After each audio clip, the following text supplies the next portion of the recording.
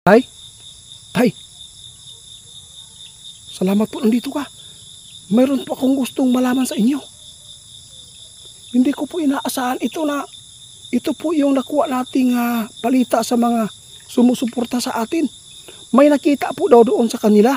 Unti-unti daw na nag-iba ang kulay ng dagat nila doon. Kulay dugo daw. Akala ko ba sa ibang bansa lang nangyari? Bakit po hanggang dito sa ating bansa mayroon na nangyari po, tay? Oo, kaya yung mga tao ngayon na nagbawal talaga sila na ipakain ang isda. Binawalan po ang mga tao. Bawal muna daw kumain ngayon dahil po sa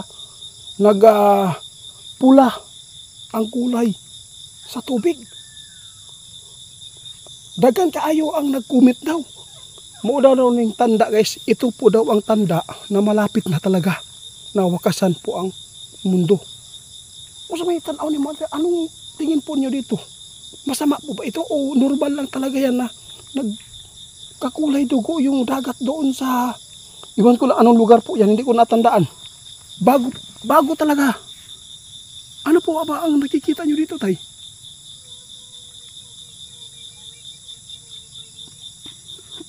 Napatay na ta. Sa lahat ng makapanood sa atin, kababalaghan po talaga yan, guys. No? Hindi na normal ang nakikita natin. Ngayon, ito po ang masabi ng ating kaibigan sa lahat po ng mga nagsasabi dyan. Kasi may naggawa talaga ng arka. No?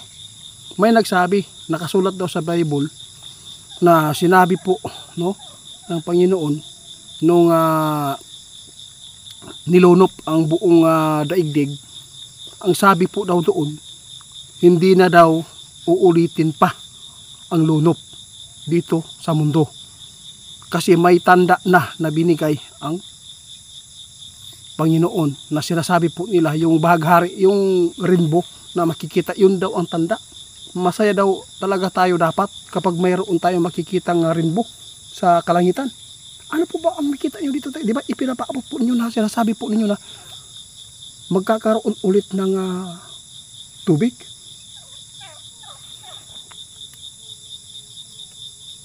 Oo, yung lunop. Ha?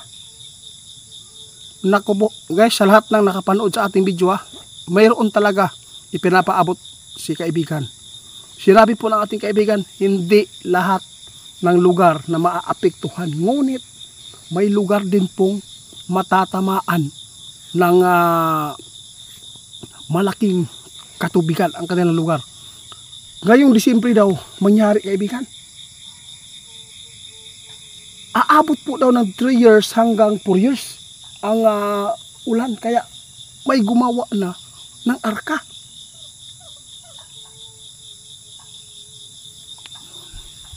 Guys, ito na ang kinatatakutan natin, no? Grabe ng kababalaghan. Dito sa ating bansa, guys, may nakita ang mga tao na nag-iba ang kulay ng kanilang dagat. Ang sabi ng ating kaibigan, itiit kung ano man po talaga ang naranasan daw noon, may mga tao talaga na makakaranas din yung naranasan ng mga matanda noon. Pwedeng maranasan po natin. Depende na lang ito kung saan talaga ito tatama. Ibig sabihin nito, kaibigan, posibleng magkaroon ulit talaga ng sinasabi ninyong lunop.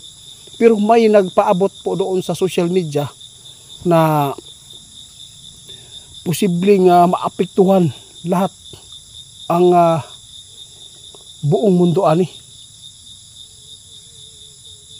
Salamat kung ganun. Guys, dili daw maapektuhan ang tanan. Bisan pag pila pa na ka ulan diha, dili maapektuhan daw ang tanan. Kana ang giingon sa atong amigo. Mo nang giingon sa atong amigo, kinakailangan na jud na magbalik jud ta, no?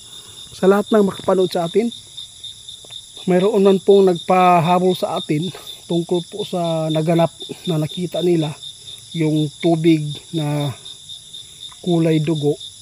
Nag-iba talaga ang kulay.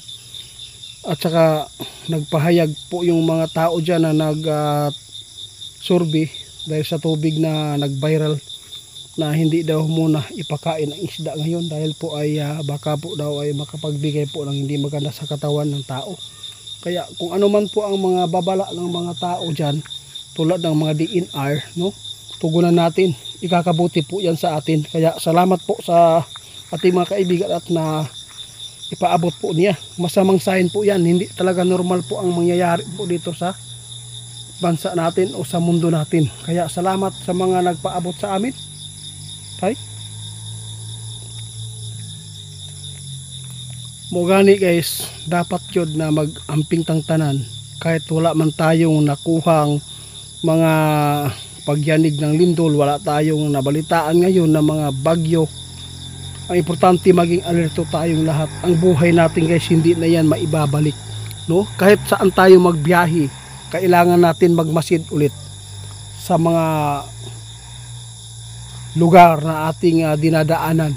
Tulad po ng mga senior citizen, hindi po nila inaasahan guys na tabunan, no? Buhay nila wala na. Masakit talaga isipin niya guys, ang buhay ng tao ay sobrang rupok.